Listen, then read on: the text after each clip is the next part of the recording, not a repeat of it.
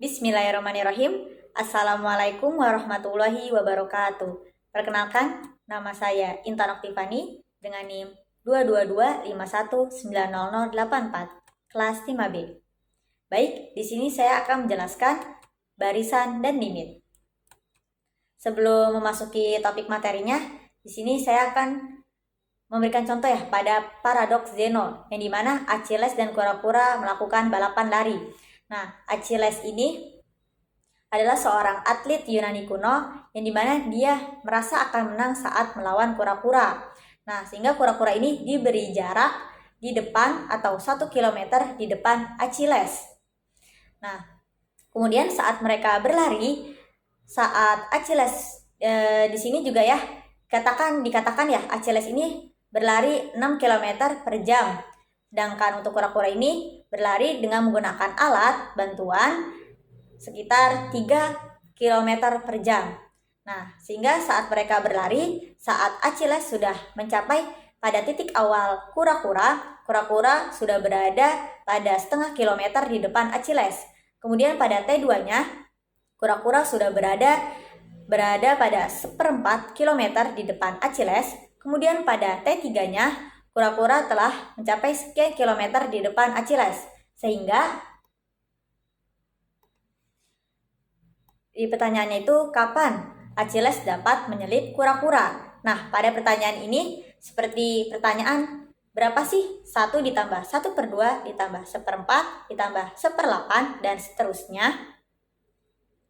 Nah, yang dimana ya di sini tuh konsep limit matematika atau konsep deret matematika itu belum ditemukan oleh matematikawan Yunani kuno. Nah, dan Zeno ini membuat ya Achilles ini yang dimana membuat paradoks untuk membuat Achilles ini tidak akan menang melawan kura-kura. Lanjutnya untuk barisan dan limit barisan. Nah, pada definisinya itu barisan bilangan real adalah fungsi dengan domain himpunan bilangan asli n dengan rank. Nah, rank itu atau daerah hasilnya ya, daerah hasil pada himpunan bilangan real atau subset pada himpunan bilangan real. Dengan kata lain, barisan memasangkan setiap bilangan asli n secara tunggal dengan bilangan real.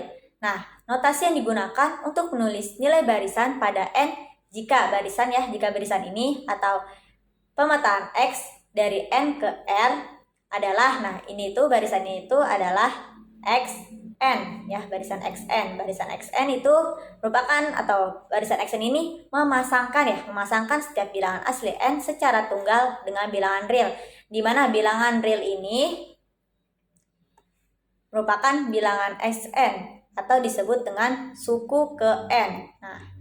Nah, untuk notasi barisan seperti pemetaan ataupun notasi XN atau lengkapnya dapat ditulis N gabungan dengan bilangan asli. Nah, dapat dilihat ya di sini yang saya gariskan. Nah, untuk perbedaan fungsi yang dikenal dengan barisan. Nah, pada notasi X sama dengan, pada notasi XN ini dengan tanda kurung yang biasa ya, dan dengan tanda kurung kurawal. Nah, untuk perbedaannya itu dapat dilihat sini pada contoh X sama dengan negatif 1 pangkat N untuk setiap N bilangan asli, dimana sama dengan min 1, 1, min 1, 1. Dimana suku-sukunya adalah min 1, 1, min 1, 1. Nah, nilai sukunya yang sama ini akan dituliskan. Kemudian jika pada X atau barisan X yang dengan menggunakan tanda kurung kurawal yang biasanya digunakan untuk himpunan, ini untuk suku-sukunya atau suku yang ini ya, yang didapatkan itu min 1 dan 1, ini hanya dapat dituliskan 1 kali. Sehingga perbedaannya itu jika menggunakan tanda kurung yang biasa, suku-sukunya itu dapat dituliskan ya, suku-suku yang sama dapat dituliskan. Tetapi jika menggunakan tanda kurung kurawal, sukunya itu hanya dapat dituliskan 1 kali, seperti itu. Selanjutnya, pada contoh barisan. Nah, di sini ada beberapa contoh barisan dan cara menulisnya. Yang pertama itu barisan konstan. Nah, yaitu C ya, barisan konstannya C, yang dimana jika suku per sukunya itu ya dapat kita ketahui di sini kita memiliki suku per sukunya C, C. Nah, untuk setiap sukunya itu sama dengan C. Kemudian untuk barisan R pangkat N itu adalah barisan geometri yang dapat ditulis R, R pangkat 2, R pangkat 3, dan seterusnya. Kemudian untuk sebuah barisan yang didefinisikan secara induktif. Nah, misalkan sebagai berikut ya, dapat dituliskan X1 sama dengan 1, Xn plus 1 sama dengan Xn plus 1 per N untuk setiap N lebih dari atau sama dengan 2 atau X sama dengan 2. Nah, barisan ini sama dengan barisan 1,2 yang dimana ini 1 itu suku pertama ya. Nah, jika kita masukkan ke dalam rumusnya 1 per 1 per 1 sama dengan 2. Nah, ditemukan ya suku keduanya. Berarti jika kita ingin mencari suku ketiga, kita masukkan suku keduanya yaitu 2 ditambah setengah sama dengan 5 per 2. Nah, 5 per 2. Jika kita ingin mencari suku keempatnya, maka kita masukkan 5 per 2 ditambah 2 per 5. Maka hasilnya 29 per 10 dan seterusnya.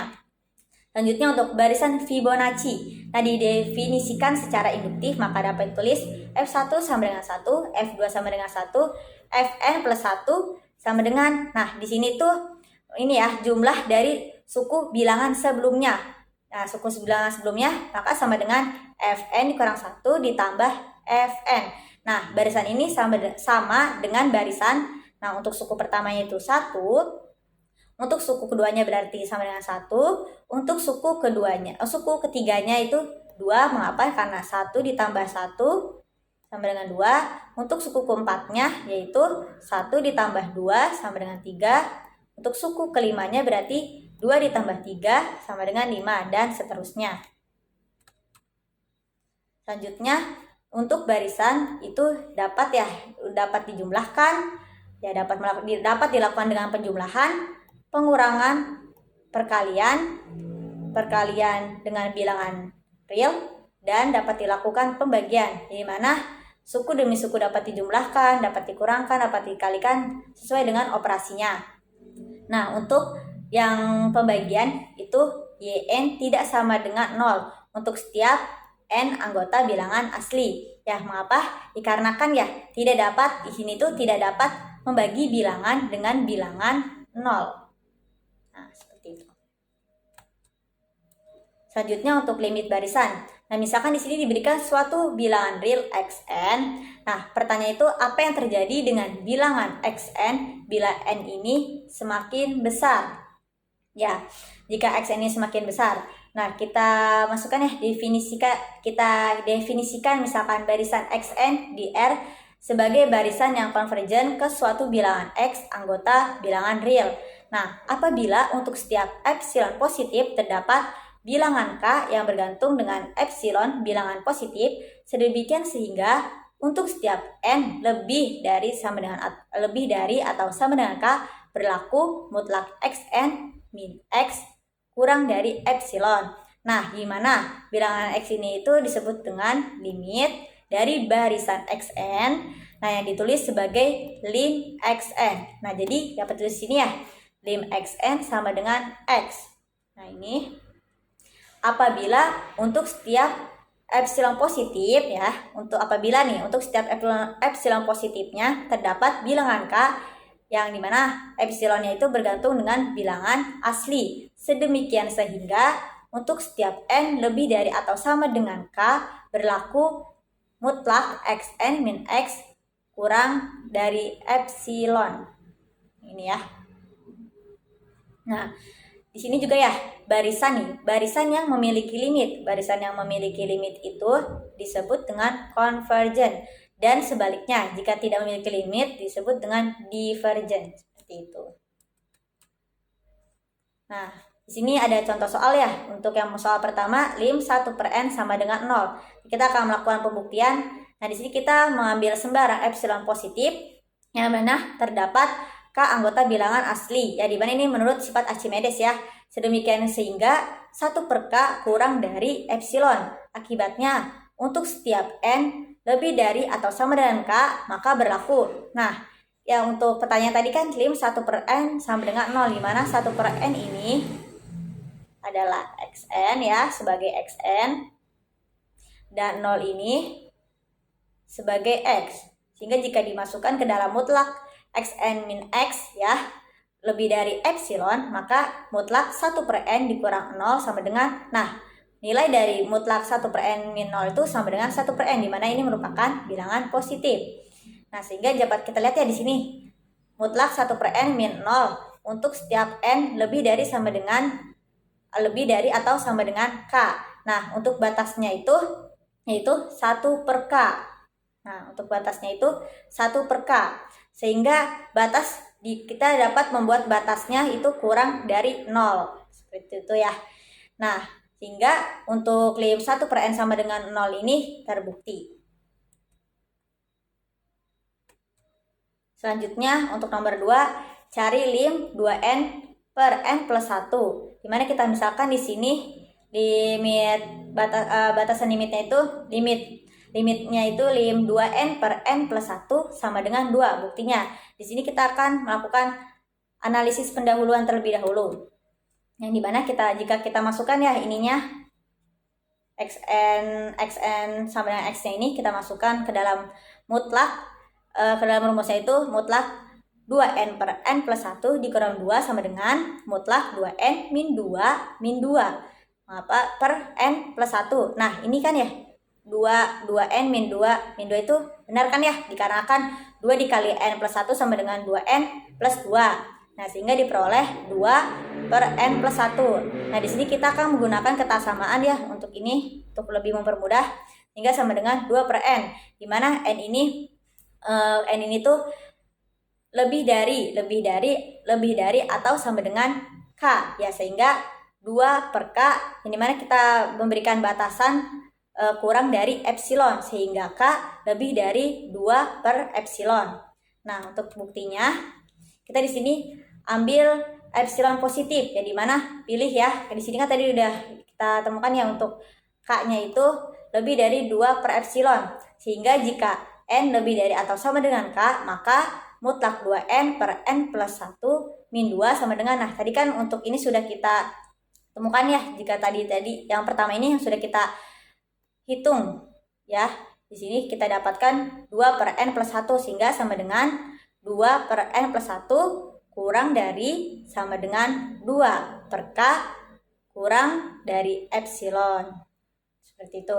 Jadi ini terbukti ya bahwa 2N per N plus 1 sama dengan 2. Selanjutnya untuk contoh pembuktian nomor 3 ya. Buktikan lim min 1 pangkat N tidak sama dengan 1. Nah di sini kita misalkan ya, kita pilih epsilon 0-nya itu sama dengan 1. Maka untuk setiap K bilangan asli ini, nah misalkan kita di sini menggunakan bilangan gasal N, di mana bilangan gasal itu berarti 2M ditambah 1 ya untuk N-nya.